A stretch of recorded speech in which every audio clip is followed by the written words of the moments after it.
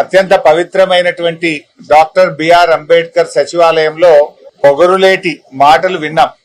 నిజాలు దాచి అబద్ధాలు మాత్రమే మాట్లాడాడు ఆ పొగరులేటి మంత్రి.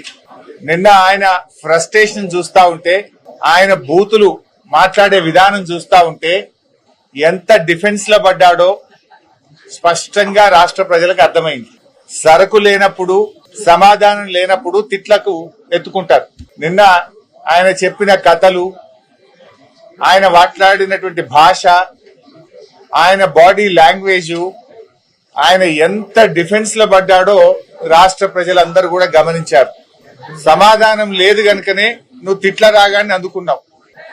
ఇలా ఈ పొగరులేటి ఒక రాష్ట్ర మంత్రిగా కాకుండా రాఘవ కన్స్ట్రక్షన్ అధినేతగా మాట్లాడినట్టుగా ఆయన మాటలు ఉన్నాయి. ఎంతసేపు సంస్థను కాపాడుకోవాలి, కొడుకును కాపాడుకోవాలి, గొంతు జించుకోనో, తిట్లదండం అందుకోనో, పిట్టకథలు చెప్పో దాని నుంచి బయటపడాలనే ప్రయత్నం తాపత్రయపడ్డట్టుగా స్పష్టంగా కనబడ్డది. ఆయన ఎంత ఆయాసపడ్డాడో మనం చూసాం.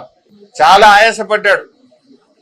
అంటే నేనొక్కడే అవినీతి పరుణ్ణి కాదు, నా సహచర మంత్రులందరూ కూడా అవినీతి పరులే అని పాపం వాళ్ళందరినీ కూడా తన కంటిన బురద వాళ్ళందరికీ అంటించే ప్రయత్నం చేశాడు. జూపల్లి కృష్ణారావు గారి కుంభకోణాన్ని ఆయనే బయట పెట్టాడు. ముఖ్యమంత్రి కుటుంబ సభ్యుల టెండర్ల కుంభకోణాన్ని ఆయనే బయట పెట్టుకున్నాడు.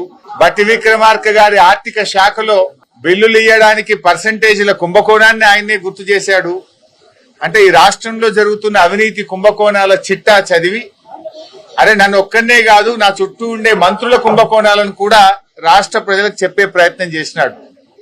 అంటే ఆయన తాపత్రయము, ఆయన ప్రయాస అంతా కూడా నేనొక్కనే కుంభకోణాలు చేయలేదు, నేనొక్కనే అవినీతి పరుణ్ణి కాదు, రాష్ట్ర కేబినెట్ లో చాలా మంది ఉన్నారని తన బురద అందరికి అంటించే ప్రయత్నం చేసినట్టుగా నిన్న ఆయన ప్రయత్నం కనబడ్డది.